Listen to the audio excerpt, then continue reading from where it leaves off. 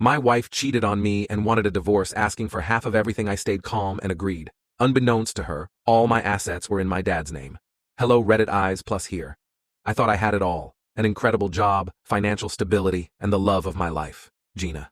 For 7 years, everything seemed perfect, especially the first year of our marriage. When we met, it was like a scene out of a movie, love at first sight.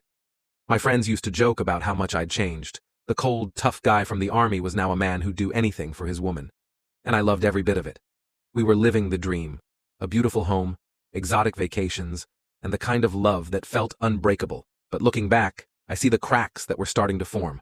I was smart enough to protect myself financially. I set up a trust for my assets, made my mom and dad the executors, and even signed a prenup with Gina. It was her idea, oddly enough, with a clause that said if either of us cheated, there'd be no alimony. I never imagined it would actually come into play. The first year of marriage was a honeymoon that never seemed to end.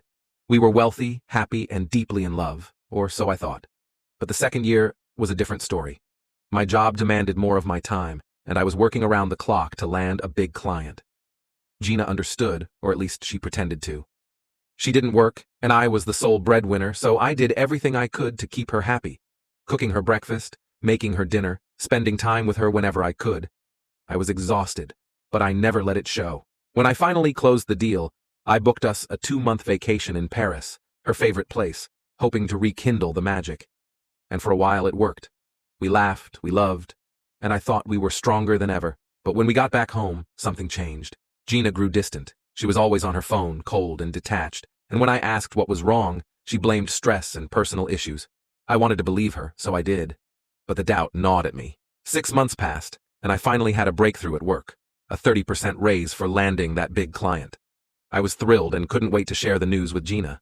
So, I decided to surprise her, taking a few days off to celebrate. But when I pulled up to our house, I heard something that made my blood run cold. Loud, unmistakable sounds of passion echoed from inside. My mind raced. Gina was supposed to be out shopping with a friend. My heart pounded as I approached the door, and then I heard her voice. I pulled out my phone and started recording. I needed proof, but part of me still hoped I was wrong. I opened the door to a scene that felt like a nightmare. There she was, tangled in the sheets with some random guy. The shock on her face when she saw me was almost comical, but all I felt was numb.